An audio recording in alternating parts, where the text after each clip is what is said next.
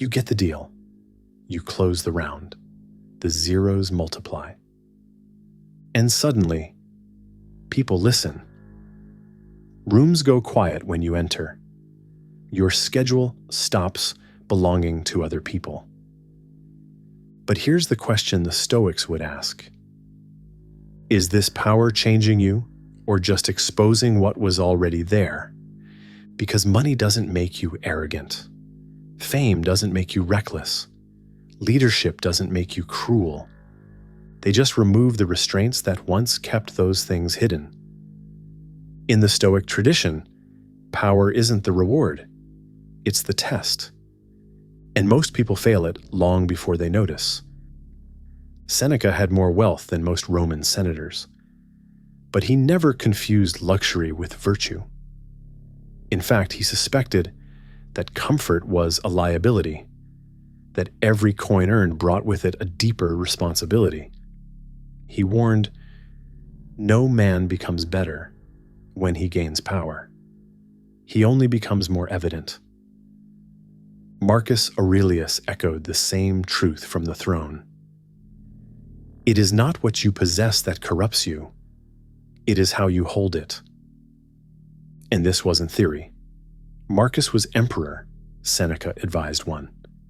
They understood power intimately, not as something abstract, but as something that reached into a man's soul and tugged loose whatever had been hiding there. In other words, if you were weak before the money, you'll be dangerous after it. If you were disciplined before success, it will scale you cleanly. Look closely at a founder who just cashed out, or a VC who just raised $1 billion fund. What do you notice? The behavior changes, but rarely in surprising ways. The impatient become intolerable. The insecure become controlling. The humble become quietly more generous. The shallow double down on performance. Money doesn't create these traits, it scales them. The Stoics would have seen this as predictable, because external gain always tests internal architecture. When you suddenly no longer have to listen, do you still choose to? When you can buy anything, what do you actually want? And when no one can correct you, do you still correct yourself? Power doesn't corrupt, it clarifies. We've built a culture that rewards accumulation for its own sake. More users, more revenue, more reach. The game never ends. But the Stoic asks a different question. To what end? Seneca wrote, "It is not the man who has too little who is poor, but the one who always wants more." That wasn't a comment on ambition. It was a warning about addiction, especially the kind that hides behind metrics. Most modern burnout doesn't come from working hard. It comes from chasing scale with no clarity about what enough looks like. You hire more people than you can lead.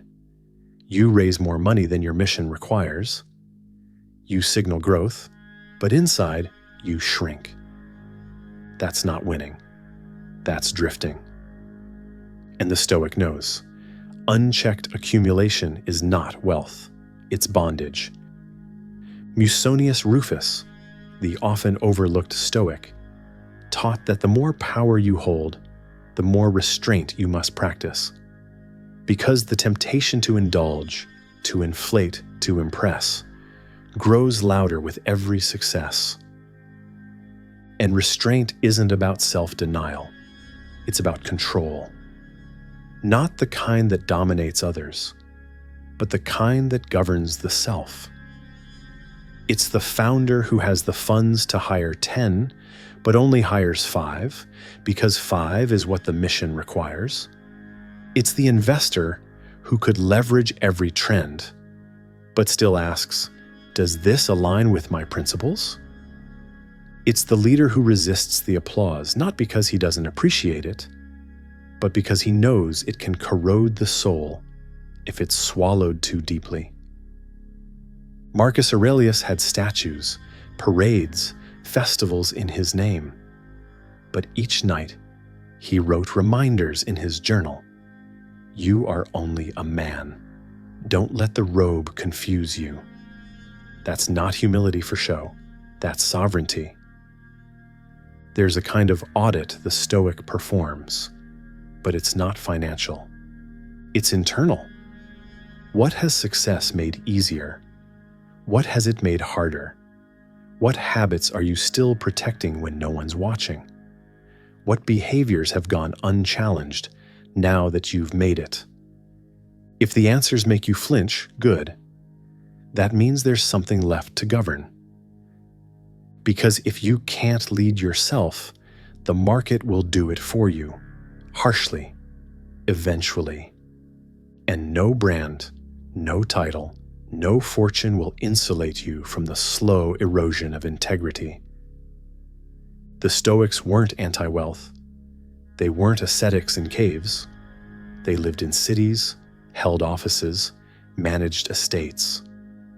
But they believed that power, whether in politics, business, or finance, was always a spiritual stress test. Not because it always breaks you, but because it always reveals you. And once revealed, your real work begins.